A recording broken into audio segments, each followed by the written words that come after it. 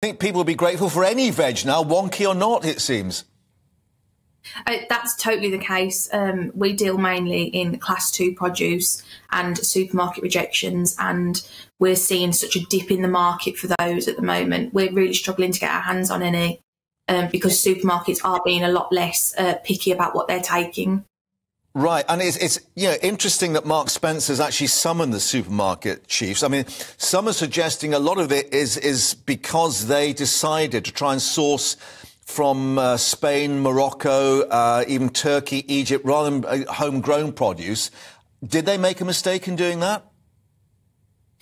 Massively. I'm sure you're aware there's been really bad weather in the countries you mentioned. So we're only really seeing produce coming in from France at the minute, who are dominating the market because they have the expenditure to keep farming through a greenhouse and using the gas and electricity. Unlike the Dutch produce we're used to, they've kind of taken back on that because of the cost of running the greenhouses.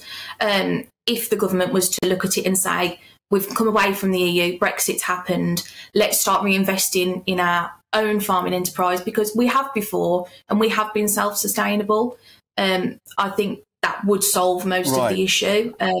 So, but is it the case, as the supermarkets attest, that buying British is actually more expensive, that they can source these things cheaper from countries such as Spain and Morocco in the winter because they don't have to use these heat sources to actually get their veg coming through?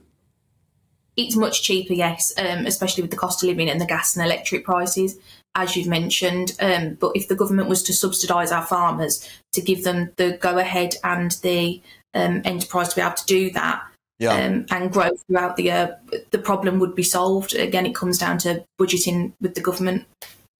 I'm just going to apologise to our viewers for the strap we put out, which says lettuce, sort this out. Well, I blame my producer for this. I've nothing to do with that. However, joking aside, are we actually a bit too picky, if you pardon the phrase, about our fruit and veg? In that, we want perfect colour and roundness and shape and so on. Whereas, of course, if you take off the tree or the bush or whatever, quite often they are misshapen and miscoloured and so on.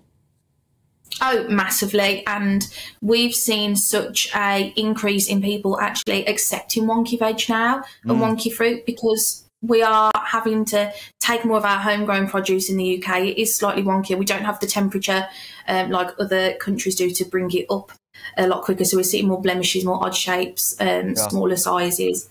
And I spoke with the National Horticultural Society last year, and we've seen a change in how we look at people in society, how we're very accepting of different models, etc. Why can't we do the same with veg?